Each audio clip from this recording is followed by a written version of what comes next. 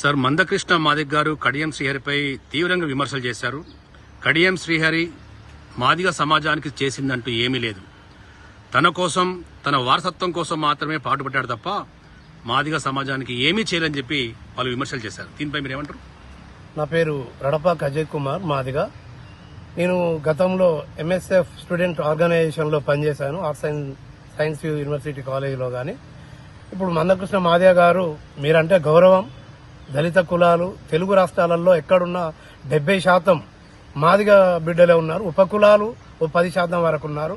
మీరు అన్నారు ఒక మాట, కడియం శ్రీహరి గారు స్వార్థం కోసమే పార్టీ మారారు, ఏం చేశారు దళితులకు అనేది మీరు ఒక మాట అన్నారు. మీరంటే గౌరవం కాబట్టి మేము కూడా అదే ఉద్దేశంతో మీరు ఉద్యమాన్ని గత 25 సంవత్సరాలుగా 30 సంవత్సరాలుగా ఉద్యమాన్ని నడిపిస్తున్నారు.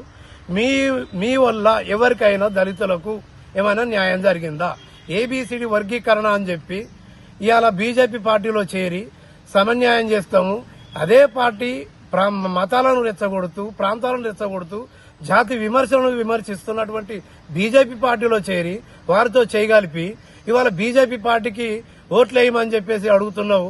మందకృష్ణ మాదిగ గారు ఏ విధంగా అడుగుతున్నారు? ఏ విధంగా మీరు ఏ విధంగా అడుగుతున్నారు? జాతిని అనగదొక్కుతూ, మతాలను రెచ్చగొడుతూ పబ్బం గడుపుతున్నటువంటి బీజేపీ పార్టీలో ఉన్నటువంటి వారితో చేయగలిపి ఏబిసిడి వర్గీకరణ అని చెప్పి మీరు గత 20 సంవత్సరాల నుండి అంటున్నారు. ఇవాళ కాస్తో కూస్తో మన మాదిగ కులాలలో ఉన్నటువంటి ఉపకులమైనటువంటి కులాలు ఇవాళ కడియం శ్రీహరి గారి పేరు చెప్పుకునే స్థాయి ఇవాళ మన జాతి బిడ్డలు చెప్పుకుని గర్వపడే విధంగా మనం ఉన్నాం తప్ప నీవే వల్ల నీ స్వార్థ ప్రయోజనాల కోసం, నీ కోసం నువ్వు పాడుపడుతున్నాయే తప్ప జాతి కోసం నువ్వు చేసిందేంది? ఇంతవరకు కానీ ఏ జాతి, మన జాతిలో ఉన్నటువంటి ఏ బిడ్డకైనా నువ్వు చేసిందేమైనా ఉన్నదా?